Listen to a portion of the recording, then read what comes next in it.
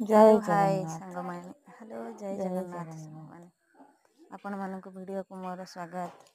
ଭିଡ଼ିଓଟି ପ୍ରଥମରୁ ଶେଷ ଯାଏଁ ଦେଖନ୍ତୁ, ଯାହା ଦ୍ୱାରା ଭିଡ଼ିଓର ତାତ୍ପର୍ଯ୍ୟ ଆପଣ ବୁଝିପାରିବେ। ଏବଂ ମୋ ଭିଡ଼ିଓକୁ ଯଦି ଭଲ ଲାଗେ ତାହେଲେ ଲାଇକ୍ ଆଣ୍ଡ ସେୟାର କରନ୍ତୁ। ଏବଂ ନୂଆ ନୂଆ ଭିଡ଼ିଓ ଅପଡ଼େଟ୍ ଦେଖିବାକୁ ଯଦି ଚାହୁଁଛନ୍ତି ତାହେଲେ ଚ୍ୟାନେଲକୁ ସବସ୍କ୍ରାଇବ୍ କରନ୍ତୁ। ସାଙ୍ଗମାନେ, ଜୀବନରେ କ'ଣ ଅଛି? ଆଜି ମଲେ କାଲିକି ଦି ଦିନ। ସେତେବେଳେ ଲୋକ 100 ବର୍ଷ ବଞ୍ଚୁଥିଲେ, ରୋଗ ବୈରାଗ କ'ଣ ଜାଣୁନଥିଲେ। ହେଲେ ଆଜିକାଲି ଦୁନିଆରେ ଛୁଆ ଜନ୍ମ ହଉ ହଉ ରୋଗରେ ଆକ୍ରାନ୍ତ ହେଉଛି।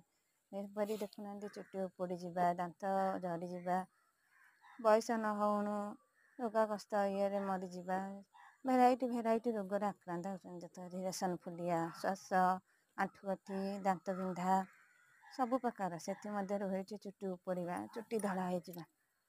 କେତେ ପ୍ରକାର ଆୟୁର୍ବେଦିକ ଆପଣ ବ୍ୟବହାର କରୁଛନ୍ତି, ତଥାପି ବି ଭଲ ହେଉନି। ହଜାର ହଜାର ମେଡ଼ିସିନ ଖାଉଛନ୍ତି, ତଥାପି ବି ଭଲ ହେଉନି। ଆଉ ଆପଣମାନେ ଯଦି ଘରୋଇ ଉପଚାର କରି ହଜାରରୁ ଟଙ୍କାରୁ ମେଡ଼ିକାଲ ଖର୍ଚ୍ଚରୁ ବଞ୍ଚିକି ରକ୍ଷା କରିପାରିବେ, ସେଥିମଧ୍ୟରୁ ହେଉଛି ଏକ ଆୟୁର୍ବେଦିକ ଗଛ, ମନ୍ଦାର ଗଛ, ଯାହାକି ଆମର ଚୁଟି ଧଳା କରିବାରୁ ରକ୍ଷା କରିଥାଏ ଏବଂ ଚୁଟି ବଢ଼ିବାରେ ସାହାଯ୍ୟ କରିଥାଏ। ଯାହାଦ୍ୱାରା ସବୁ ପ୍ରକାର ଚୁଟିର ସମସ୍ୟା ଆମର ଭଲ ଭାବରେ ଦୂର ହୋଇପାରିଥାଏ। ହଜାର ମେଡ଼ିସିନରୁ ଆମକୁ ବଞ୍ଚେଇ ରଖିପାରିଥାଏ।